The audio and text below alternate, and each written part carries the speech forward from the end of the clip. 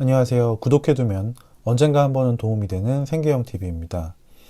오늘은 최근에 아이폰에서 갤럭시 S21으로 스마트폰을 변경하면서 느낀 장점과 단점에 대해서 얘기해 보려고 합니다.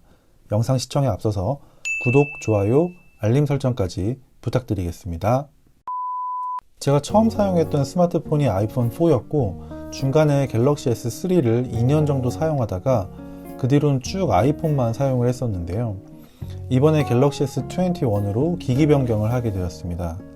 우선 기기를 변경하고 나서 느낀 장점부터 말씀을 좀 드려보자면 우선은 당연히 삼성페이입니다. 어떻게 보면은 제가 갤럭시 시리즈로 기기를 변경한 가장 큰 이유 중에 하나인데요. 한번 사용을 해보면 삼성페이 때문에 갤럭시 시리즈를 떠날 수 없다는 말이 괜한 말이 아니구나 라는 생각이 들 정도로 편리했습니다. 아마도 아이폰을 사용하시는 분들이 가장 부러워할 만한 기능이 이 삼성페이가 아닐까 싶어요. 아이폰을 사용할 때는 현재 국내에서는 애플페이가 지원되지 않다 보니 아이폰을 이용해 오프라인 결제를 하기 위해서는 각종 카드사의 앱카드의 바코드를 이용한 방식을 사용해 보곤 했었는데요. 이 방식의 경우에는 일부 사용 가능한 가맹점 외에는 결제가 안 되는 곳이 많아 사용이 워낙 제한적이다 보니 거의 안 쓰게 되더라고요. 근데 삼성페이는 정말 제가 사용하는 여러 카드들을 이렇게 한꺼번에 넣어두고 원하는 종류의 카드를 맞춰서 사용하면 되다 보니 정말 더 이상 지갑을 들고 다닐 필요가 없을 정도로 편리하다는 생각이 들었습니다. 다음으로는 지문인식 잠금 해제를 꼽을 수 있을 것 같은데요. 아이폰의 페이스 아이디는 실은 정말 너무 편리한 잠금 해제 방식이고 보안의 강도도 굉장히 높아서 사용하면서 전혀 불만이 없었습니다. 지금 보시는 것처럼 그냥 쳐다보기만 하는 걸로도 잠금이 해제되다 보니까 굉장히 편리했었는데 코로나 상황에서 외부에서는 항상 마스크를 착용하고 있다 보니 이게 너무 불편한 잠금 해제 방식으로 바뀌게 되더라고요. 핸드폰 잠금 해제를 위해서는 마스크를 잠깐 내리거나 비밀번호를 통해서 잠금 해제를 해야 되는데 사람들이 많을 때 마스크를 내린다는 것 자체가 굉장히 좀 불편한 행동이다 보니 그냥 잠금 해제를 이렇게 비밀번호를 입력하는 방식으로만 하게 되더라고요. 방금 보시는 것처럼 페이스 아이디를 좀 시도하다가 안 되면 비밀번호를 입력하는 방식으로 넘어가는데 약간의 딜레이가 있어서 이게 업데이트를 통해 보완이 되긴 한 건데 이 시간도 은근히 길게 느껴지고 좀 불편하다고 느낄 수밖에 없었습니다. 그런데 갤럭시 S21으로 갈아타고 이 지문 인식 방식을 사용하게 되면서는 정말 너무너무 편해졌습니다. 갤럭시 S21의 디스플레이 지문 인식의 경우에는 속도도 굉장히 빠르고 지문 인식 가능한 범위도 지금 보시면 딱 손에 쥐었을 때 엄지손가락이 딱 닿는 부위에 있어서 이렇게 살짝만 터치해도 바로 잠금 해제가 가능할 정도로 완성도가 높다는 걸 느낄 수가 있었습니다.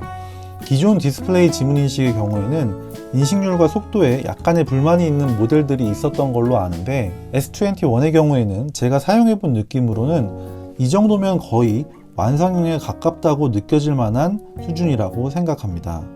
다만 한 가지 이 지문인식과 관련해서 주의하셔야 될 점이 많이들 사용하시는 일반적인 강화 유리를 구매하시면 이 지문인식이 안 되는 경우가 아마 많이 생기실 거예요.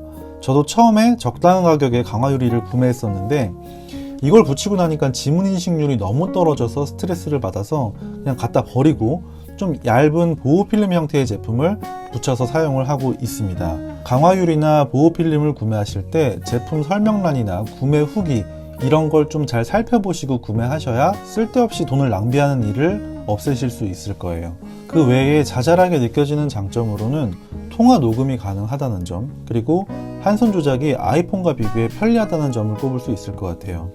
아이폰의 경우에는 알림창을 확인하기 위해서는 이렇게 맨 위에부터 화면을 쓸어내려서 확인을 해야 하는데 갤럭시의 경우에는 이렇게 간단하게 화면 아무 곳이나 쓸어내리면 바로 알림창을 확인할 수가 있고 한손 조작 모드로의 진입도 굉장히 편리하게 진입할 수가 있습니다. 그리고 120Hz의 주사율은 처음에는 뭐 그냥 좀 부드럽게 화면이 전환되는구나 하는 정도였는데 이게 카메라에서는 잘 안 잡히겠지만 이 사람의 눈이 굉장히 간사해서 지금 보시면 기존에 60Hz만을 사용할 때는 전혀 불편하다고 느끼지 않았었는데 120Hz의 갤럭시 S21을 며칠 사용하다가 아이폰으로 넘어와서 움직임을 보게 되면 굉장히 눈에서 버벅대는 듯한 느낌을 느낄 수가 있습니다.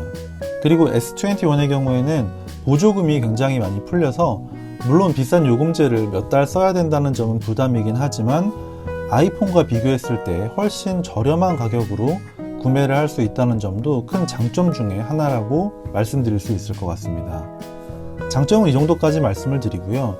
이제 갤럭시로 변경한 이후에 단점을 좀 말씀드려 보겠습니다. 우선은 갤럭시의 단점이라기보다는 안드로이드의 단점이라고 말하는 게 맞을 것 같은데요. 어플을 실행할 때 여러 가지 좀 지저분하다는 느낌이 많이 들어요.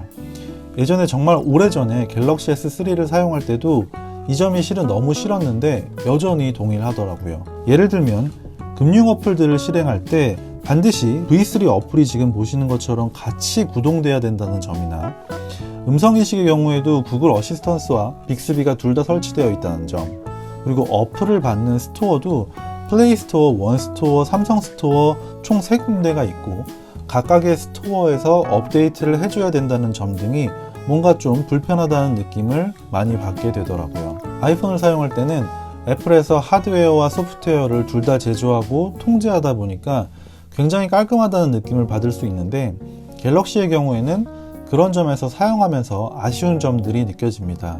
아직 갤럭시 S21을 사용한 지 2주 정도밖에 안 돼서 정말 속도가 빠릿빠릿하고 전혀 아쉬움이 없는데 예전에 갤럭시 S3를 사용했던 시절에 몇 달 사용하다 보면 어플 간의 충돌이 좀 많아지고 점점 느려졌던 기억이 있어서 이 S21의 경우에도 사용하면서 좀 그렇지 않을까 하는 걱정이 드는데 이 부분은 좀 오랫동안 사용을 해봐야 정확하게 알 수 있을 것 같습니다. 갤럭시 기기 자체의 단점이라고 할 수 있는 부분으로는 아이폰이랑 비교했을 때 디스플레이가 너무 밝고 쨍하다는 느낌이 있습니다.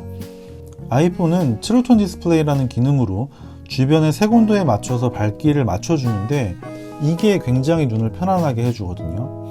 갤럭시에서도 보면 지금 편안하게 화면 보기라는 기능이 있어서 이 기능을 활성화해서 사용하고 있기는 한데 아이폰의 트루톤 디스플레이랑 비교하면 주변의 색온도와 맞춰주는 기능이라기보다는 그냥 조금 밝기를 낮춰주는 정도로만 느껴지더라고요. 그리고 햅틱 진동의 경우에도 이 S21 모델만 그런 건지는 모르겠지만 진동 자체가 그렇게 고급스러운 느낌의 반응이 아니라 좀 통통 튀는 느낌이 굉장히 강합니다. 이건 실제로 폰을 잡고 느껴봐야만 하는 거라서 설명드리기가 좀 어려운 부분이 있는데 아이폰은 이 햅틱 진동 자체가 굉장히 정밀하게 설계되었다는 게 느껴질 만큼 자연스럽고 부드러운 느낌을 손에 전달해 주는데 뭐 이게 아이폰의 감성 이런 것들이 아니라 열어서 까보진 않았지만 햅틱 진동 모터의 품질이 다르다는 게 느껴질 정도로 아이폰과 이 갤럭시 S21의 햅틱 반응을 비교를 하면 정말 저렴한 느낌이 많이 들어요. 처음에 며칠 사용할 때는 이 햅틱 반응이 너무 이상해서 이 햅틱을 꺼버려야 되나 하는 생각도 했었는데 뭐 지금은 역시 인간이 적응의 동물이라서 적응해서 사용은 하게 되더라고요. 그래도 여전히 햅틱 진동이 마음에 안 드는 건 사실입니다. 이거 외에는 좀 소소한 부분으로는 아이폰을 사용할 때는 좀 요긴하게 사용을 했던 화면 최상단으로 이동하는 이 터치 버튼이 안드로이드에서는 기본적으로는 지원되지 않고 이렇게 일부 어플에서만 이렇게 상단 화살표 형태로 지원을 하도록 되어 있는데요. 안 되는 어플도 많아서 이게 좀 저는 불편하더라고요.